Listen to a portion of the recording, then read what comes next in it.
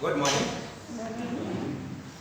Our reading was taken from Romans chapter 3, read and read from verse 21 to 26. I think he did it very well. We will come back to the reading a little bit later. But before we come back to the reading, I want us today to talk about two words that are mentioned several times in the Bible. And these words are grace and mercy.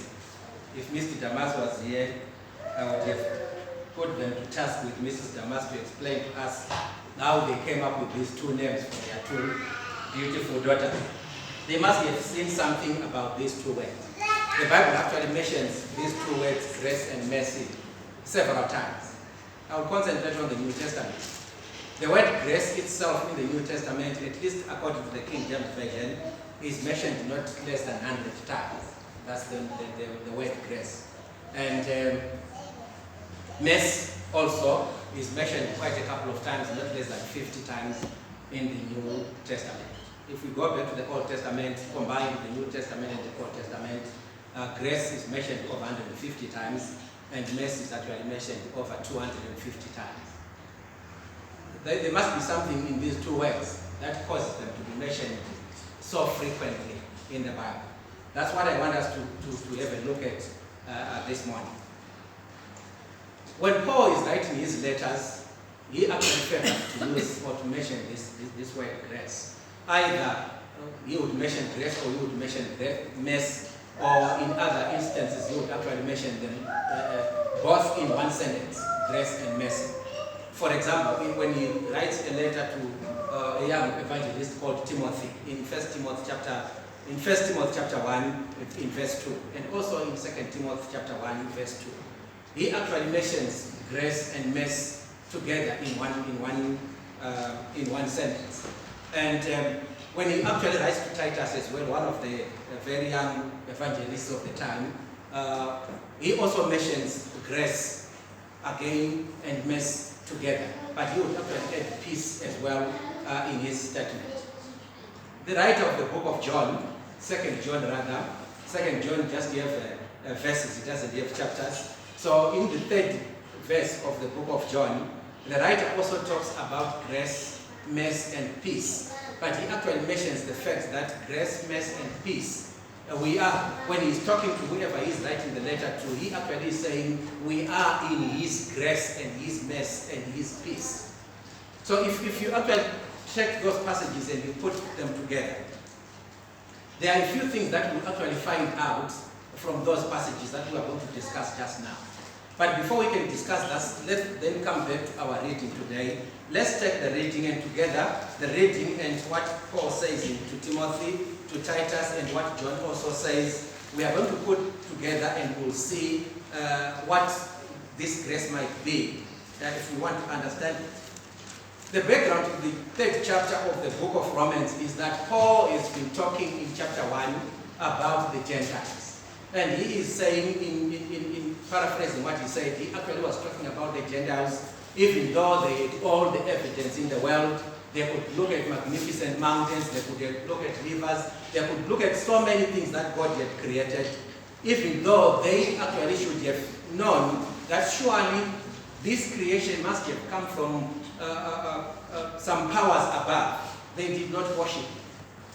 Then when he goes to chapter 2, he turns his attention from the Gentiles and he talks about the Jews. Paul himself being a Jew, and he actually is talking to his fellow countrymen, and he was still saying, you also sin. Because there are so many things that you were supposed to have done, even though you had the law of God. There are so many things that you should have done, which you did not do. So when you come to chapter 3 now, verse 23, he makes a summary of what he's talking about, the Gentiles and the Jews. And he actually says, for all you have sinned, and they fall short of the glory of God.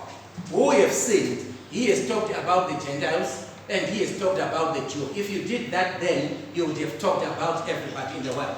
Either you were a Jew or you were a Gentile. So if you were not a Gentile, you were a Jew. If you were not a Jew, you were a Gentile. So Paul is actually saying, for all you have sinned. All Gentiles have sinned according to chapter 1. All Jews have sinned according to chapter 2. But is there any respite? That's the question that Paul is going to bring next. So everyone is sinned, for all have sinned and they fall short of the glory of God. So what? He then continues and says in verse 24, and they are justified by his grace as a gift. I know the King James, I believe, it actually uses the word free, which is actually the grace that is actually going to be given for free through the redemption that is in Christ Jesus. That's the answer. All you have seen. But Paul says grace has been made available. And all are going to be justified by that grace, which actually is in Jesus, or which comes through the redemption that is in Christ Jesus. When Paul wrote to Timothy, he actually made sure that he talked about grace, mercy, and peace. And what he was actually saying there was people are supposed to have it for them to be justified. When John also talks about it, he makes a point in 2 John verse 3, he actually makes a point that this grace came from the Father and it also came from the Son, who is Jesus Christ. But what we also discover from what Paul is then saying in the book of Romans is that all people have sinned. So if you have sinned, you are living outside of Christ. But how then do you come into Christ? He then says grace was made abundant, such that those that are going to tap into it are actually going to have salvation. They are going to have eternal life. But we have to tap into this grace. So what is grace? I just want us to have a look at some points that I have. I know we cannot exhaust this subject of grace and mercy in one session like now, but I hope the little that we are going to present today is going to help us put us on the road to actually see what grace does and what mercy does for you and for me, or to you and to me. We are going to be having some slides on the board, and I have titled this presentation, Grace versus Mercy.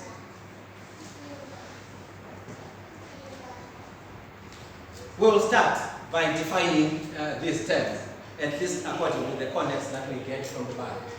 So the first definition that we are going to have is the definition of grace. And grace in Greek is called charis. We know those people that are called Charles. When we are calling them the Shona way, we call them charis. So grace, if you want to remember what grace is, in Greek it's actually called charis, and in English it's called grace. And what is it? The definition of grace or charis is the unmerited favor of God. Take note of the word unmerited. It is the unmerited favor of God, which is given toward men, that was made possible by the sacrificial offering of Jesus on the cross. As we see in John chapter 3 verse 16, grace is thus the free gift of God because we cannot, through meritorious work of perfect keeping of law, earn God's favor and justification. God saves by grace because of our obedient response to him by faith. That's too long a definition. No one can actually have that in his head. But let's break it down and see what we are talking about there. We are saying it is the unmerited favor of God toward men. So the favor that you are getting, the favor that I am getting is unmerited. What does that mean? We cannot do anything that is going to convince and motivate God to say, now he has done this, so he deserves this. We can never get to a point where we are saying, we have done good, and God, you deserve, I deserve this. It's unmerited favor of God. Why is it unmerited? If you really take the context of John chapter 3 verse 16, for God so loved the world that whoever believes in him shall not perish but will have eternal life. How did he give his only begotten son? He gave him by causing him to die on the cross. So it doesn't matter what you do. It doesn't matter how much good you may do in your life. There is no good that you can do which can ever outwit what Jesus did to die on the cross. That was the ultimate. That was the climax of everything. So whatever God is doing to us, that's actually unmerited favor which God gives toward men, which was made possible by the sacrificial offering of Jesus on the cross. Grace is thus the free gift of God. It's actually given for free. We don't pay it. That's exactly what Paul is talking about in that reading of today. He actually talks about this grace which was given for free. Because we cannot, through meritorious work, we cannot do any work that will carry any merit that can actually convince and force God to give us grace or to give us salvation. We cannot do anything. This is the very problem that Paul is having with the Jews in the book of Galatians. Because those of the teachers of the Jewish people, they were actually trying to make sure that everybody walks toe to toe with the law, which was not possible because the law was very difficult to keep. So Paul is actually making an argument with them, and he's saying in Galatians, why are you trying to impose this on the people? Because there are some who actually believe that if you have been, if you want to become a Christian, you should actually be circumcised first. Because if you are uncircumcised, you cannot be a Christian. Paul is saying, no, that's not true. Because the law of Moses was very difficult to keep. They were not even able to keep it. I think we see that when Paul makes the presentation in Acts chapter 15, he actually equals the law to a yoke. And he was actually saying to the fellow Jews, why are we trying to put the yoke back on the necks of the people, which our own forefathers failed to keep? So no one can keep the law 100%. So because of that, grace is actually going to be unmerited.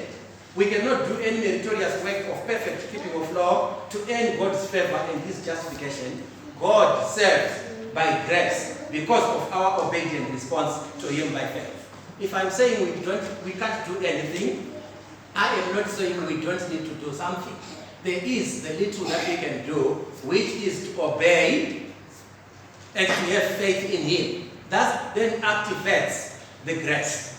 If we don't do that, then we are not going to be able to activate the grace. The grace is there, God is going to give it. But there is a small part that we are supposed to play to actually activate that grace. Okay, let's move on. Another definition that's going to come is the definition of mercy. What is mercy? Mercy is lenience and compassion which is shown toward offenders by a person or agents charged with administering justice. Of course, we have other synonyms or other words that mean the same as mercy. Words like clemence, words like amnesty, words like pardon, words like reprieve, etc. We have many words like that. So that's what mercy is. Lenience and compassion, which is shown toward offenders by a person or agents who is charged with administering justice. Other synonyms are words like clemence, amnesty, pardon, reprieve, etc. So that's what mercy is. Again, there is somebody, according to the definition, who is in a position. We have two people that are mentioned there. We actually have an offender, and we actually have somebody who has been offended. And what the definition says is, the offended has a right to take the offender to court, so to speak, to take them to jail, if they should go to jail. But it's up to the offended to forgive and not take the offender to court. If somebody has done something wrong against you and you actually forgive them and you don't take them to court, you have actually shown mercy on them. In short, we will find out more. Let's proceed and see. Let us see some examples of grace and mercy as we go. Mercy withholds the punishment one rightly deserves. Mercy withholds the punishment we rightly deserve. But grace not only withholds such punishment, but it offers the most precious gifts instead. Mercy is going to withhold the punishment from the person who rightly deserves that. But grace goes a little bit further. After withholding the punishment, it even goes ahead and it offers a precious gift over and above somebody committing a crime or somebody committing an offense. What do I mean? We talked about Jesus dying on the cross. Jesus died on the cross because the world had sinned. For all have sinned and they fall short of the glory of God. Romans chapter 3 verse 23. Now there should be a solution to this problem of sin. Jesus is actually going to die. If it was me, I would have actually come and killed everybody that had sinned. But Jesus is not going to do that. Jesus is going to come and he is going to show mercy on everybody that had sinned. But he is not going to end there. Instead, he is actually going to take people's sins and he is going to die on their behalf. That's grace. Mercy is to come, and he is not going to punish them for the sin that they had committed. But grace then goes further. Instead of just not punishing them, he actually punished himself for their sake. And Jesus is going to die. So Jesus died on the cross. Think about this. Let me give you this example. If somebody walks into a spa that's just by the shops there, you know who a shoplifter is. It's those people who go into shops and they steal things. They take things without authority, without permission. So he goes in there and he steals something and they hide it inside their clothing. Now I think it's a little bit difficult. Then it was very easy because there were no CCTVs and stuff like that. You would actually rely on a security guard. But now I think because of the era of CCTVs in shops, probably it's now a little bit difficult to shoplift. But think about it then. If somebody goes in there and they steal something and they hide it inside themselves. But while they are trying to walk out of the door, they are caught by the security guard.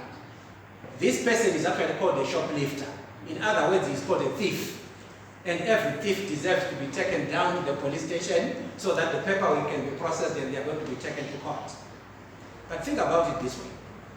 If the owner of the shop is going to say, okay, you have stolen from my shop and I should take you to the police station, but instead I'm not going to take you down to the police station, I will leave you to go. That's mess that he is showing on this person. But if he goes on and he says, over and above me letting you go, whatever you had stolen, take it with you. It now belongs to you. That's grace, which is being added on top of mess. I hope that's making a little bit of sense. That's just an example which I was giving, a local example, so that we will understand. Let's continue with more of the examples of grace and mess.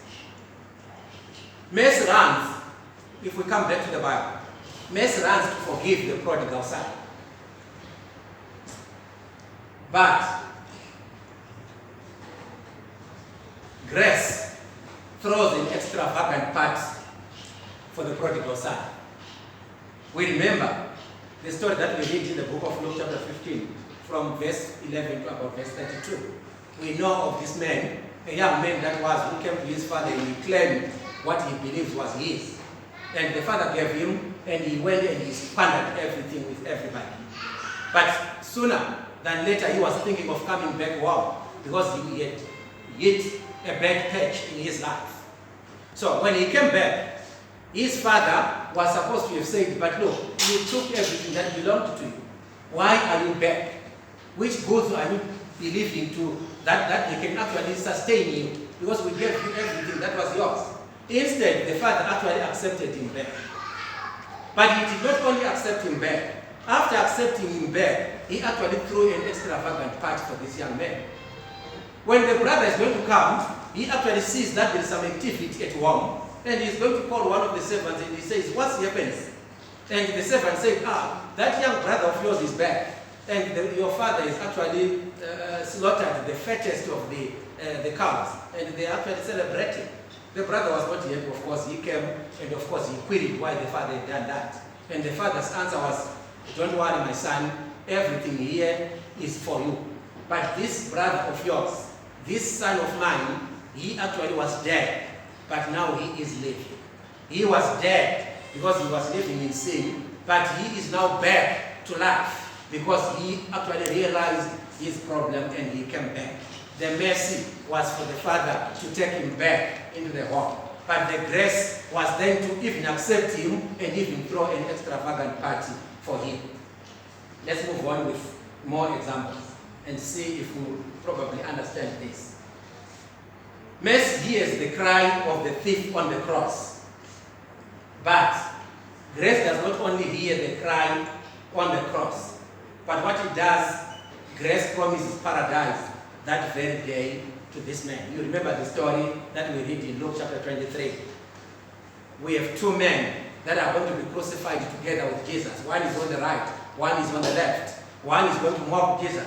One is going to say to Jesus, please, can you be in paradise with me today? He has actually mocked his other friend and he says, We are dying for what we have committed. But this man has not committed anything. Then he turns to Jesus and he says, can you be with me in paradise? And Jesus says, tonight I shall be with you in paradise. Mercy is to hear the cry of this thief on the cross, who deserves to die because he was a thief. But grace goes further, and it actually promises paradise that very day to the thief. And the thief, we believe he got the paradise, or he went to paradise with Christ, because Christ cannot lie. Let's have one more example, then we can sum everything up. The other example is Mercy stops Paul on the road to Damascus. But grace calls him to become an apostle. In the book of Acts chapter 9, we have a story, beautiful story of this man called Paul. He was Saul then. He's only going to be called Paul a little bit later. Then he is actually still being called Saul. This is one man who actually made sure that when the church started on the day of Pentecost in Jerusalem, everybody must be killed. Including in Acts chapter 7, he was actually there giving his approval. He was actually casting his vote when Stephen is being stoned to death. Paul is approving and he's saying this man should die. Why is Stephen dying? Because he is preaching the gospel. He was not ashamed of the gospel. Remember, Paul later would actually come and he would write a letter and he says, I am not ashamed of the gospel, for it is the power of God to salvation. That's what he would say when he writes in the book of Romans chapter 1. I am not ashamed of the gospel. To start off with, he did not agree with this gospel, and he killed everybody who was preaching this gospel. One of these days, he is going to be walking from Jerusalem all the way up. He wants to go to Damascus. We are talking of probably close to 300 kilometers. That Paul is going to go there. Why is he going to go there? He is carrying letters in his pockets that had come from the high priest from Jerusalem. He wants to go there. If I find Christians who are gathered there in the synagogue, I will drag them down to Jerusalem so that they can be punished. But along the way, he actually is going to meet Jesus. And Jesus, when he met him on the road to Damascus, mercy actually is shown from Jesus by stopping Paul. And he actually asked him a question and he said, Paul, why are you persecuting me, Saul? And Saul, of course, asked the question and he said, who are you, God? Who are you, Lord? And of course, he was told that it was Jesus who was talking to him. When he walks into Damascus, we remember the story of a man called Ananias, who is going to be sent by Jesus, who should come and talk to Paul or to Saul. Ananias at first said, no, look, God, I know this man. This man is up to no good. We know the problems that he caused for your people in Jerusalem. He has actually come here to Damascus to do the same. We know this man.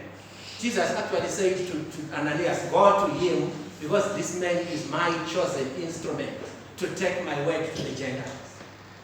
Mercy was shown by Jesus when he stopped Paul on the way. But he did not only stop him. Paul deserved to die.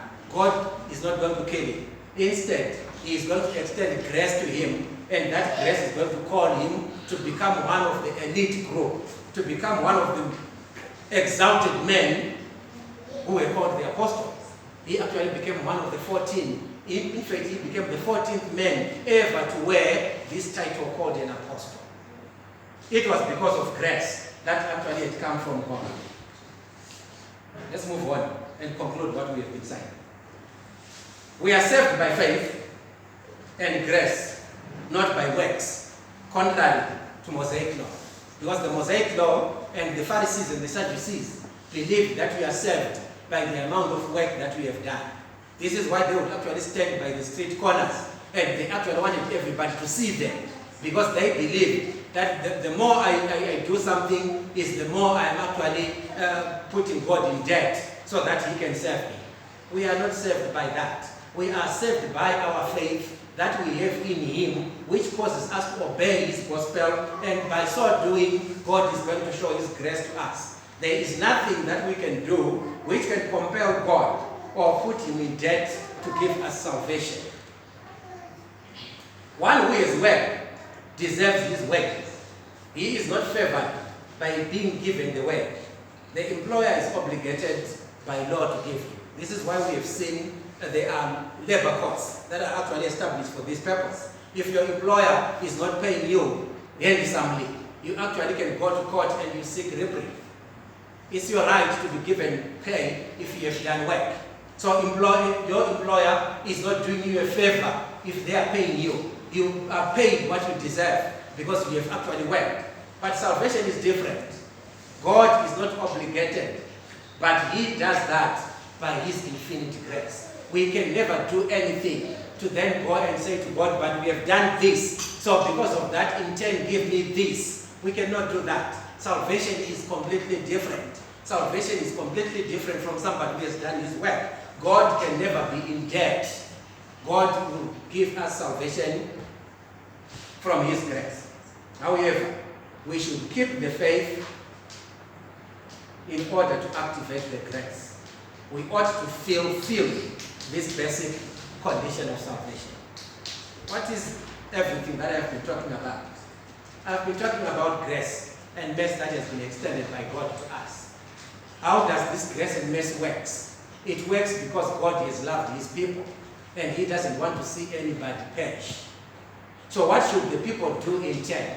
There is nothing that they can do which is more than enough to then convince and put God in debt and say, God, now you are in debt. I have done my part and you should actually do your part. There is nothing, absolutely nothing that we can do that can put God in debt. However, we are supposed to keep the faith, because the faith that we are going to have in Him, the obedience that we are going to have in His gospel, that is what is going to activate the grace to come. That's the simple difference. Somebody at the end of time is going to perish, and somebody is going to receive salvation. The difference is this: somebody who is going to perish did not activate the faith. Somebody who is going to be saved activated the faith. It's as simple as that. The activation of the faith and the non-activation of the faith is the difference. Are we going to get salvation? If the answer is yes, we can only get salvation not because we really worked and God is convinced and said, right, this person deserves grace. God is actually doing that by grace. As we saw from those other examples that I was giving, for us to try and see that grace is just given because God wants to give it to us. We don't deserve it, but He actually gives it to us because He doesn't want any between you and me to fail. He doesn't want any single person not to go to live with Him. He wants everything to go and live with Him. This is why He actually says, for all have sinned. But there should be a solution to their sin. The solution to their sin is that God is going to give grace, which actually is going to justify everybody.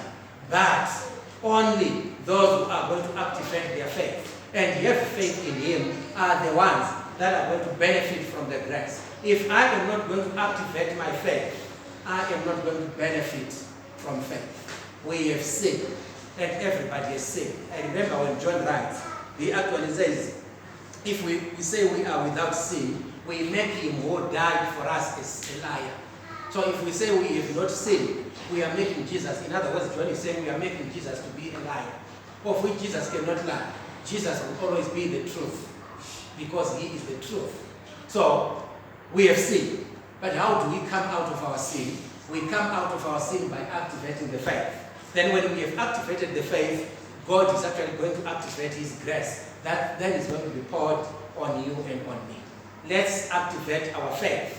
In every sector that we can, let us activate our faith so that we are going to be beneficiaries of the grace that God has given us. I hope and trust those simple illustrations might help us understand a little bit about grace and mercy and how it's going to work in our lives. That we don't deserve it, but God has given it from His heart because He wants you and me to be saved at the end of the day. On that note, I would like to thank you for your time and for your listening.